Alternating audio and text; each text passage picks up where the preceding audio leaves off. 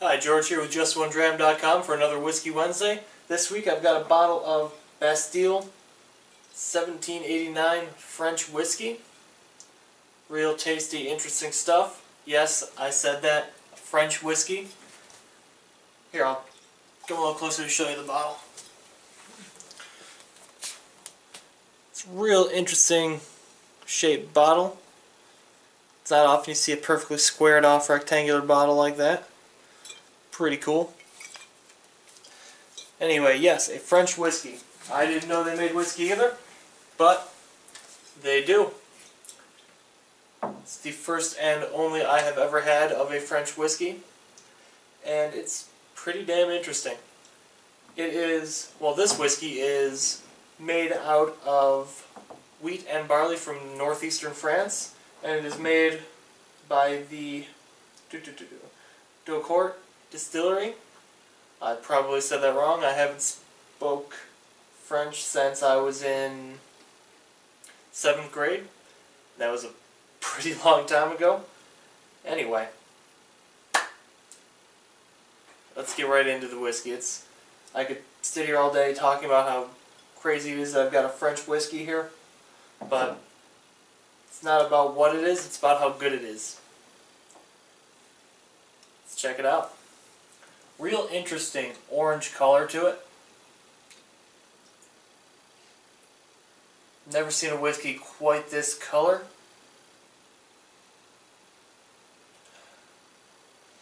On the nose, it's very vibrant, fruity. A little nutty, but the fruit notes in it are very citrusy and orange, like mandarin. I get a little mandarin, some orange zest, a little bit of apricot, fig maybe. But most interesting and probably my favorite aroma on there is peach cobbler. It's real awesome, interesting stuff here. You definitely get a lot, beyond the fruitiness, you get a lot of very distinct weedy breadiness to it. Kinda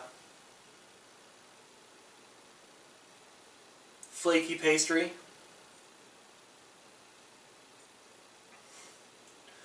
Definitely get some very distinct barley notes in there as well. Very reminiscent of Scotch.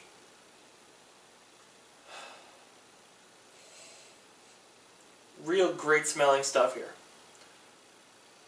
Definitely a bottle that the more time you spend with it, the more you pick up on new things and the more the whiskey itself evolves. Because when I first got the bottle, first poured the first glass out of it, it was incredibly vibrant and super citrusy and super fruity, and you weren't getting as much of the breadier, weedier, grainier tones in there. It even almost has a light peatiness to it at this point, after being enjoyed so in such a length of time. Anyway, onto the palate.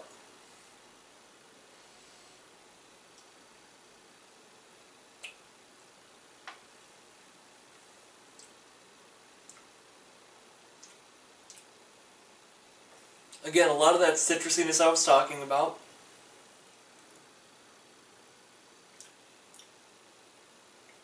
Nutty. Again, a little bit of that peach cobbler sense to it.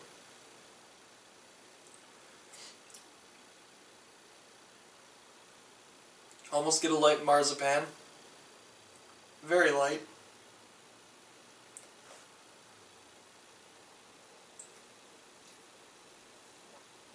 Getting more of that weediness, the full, rich, sweet, bready, distinct wheat characteristic with a barley backbone to it.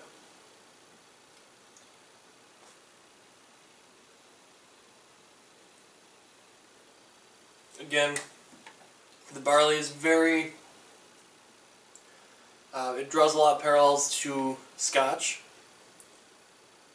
Probably along the lines of a better blended Scotch on the palate. But again, incredibly fruity, very vibrant, very alive. But the fruity, it's very citrusy. It's not like the type of baked fruits and the baking spices and the type of things you'd see in like a Speyside single malt. It's very,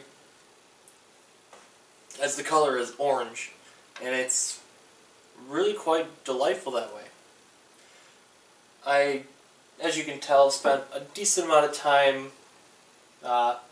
experimenting and researching and getting to know this bottle, and I made a Manhattan with it, and I was kind of skeptical as how that was going to turn out, but it was one of those things that, hey, we're having Manhattans, I've got this bottle, let's just see how it goes.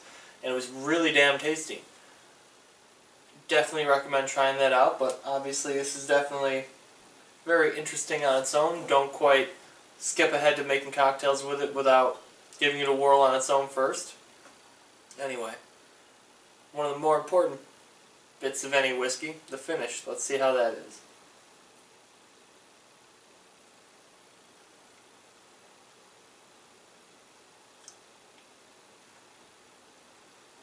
The finish is really,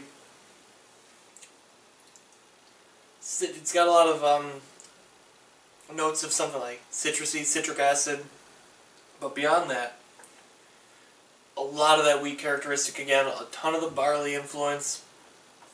Then you start tasting more of influence from the casks. Is that, according to the bottle, it has been finished in French Limousin oak casks. The primary maturation, I don't know what kind of cask it was done in. I've tried to do a little research on that. I haven't found any definitive answer on that. But there definitely is a few different types of cask. Judging by the fruitiness, I'd say maybe a few European oak sherry casks. Maybe. It's really hard to say, honestly. But they've probably used a few new casks, and definitely a few used casks. But either way, very delicious bottle here. It's one of those bottles that when you see it on a shelf, you can't help but go look at it because you have no idea what it is. So it stands out so much. It's a perfectly squared off, 90-degree corner, rectangular bottle here. If the light catches it just right, it can be a little blinding. But there we go. Pretty reflective.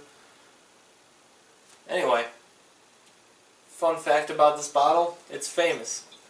A friend of mine caught in an episode of The Walking Dead a bottle of this is being drank in the scene where Rick and the governor are talking to each other about the terms of whatever and all that. I won't get into Walking Dead spoilers, but this was on screen during that scene, and he had a screenshot to prove it, and that was pretty cool because, hey, this whiskey's out there. It's not just some completely hidden gem, it's out there. I know some local bars have actually picked this up, and that's pretty cool.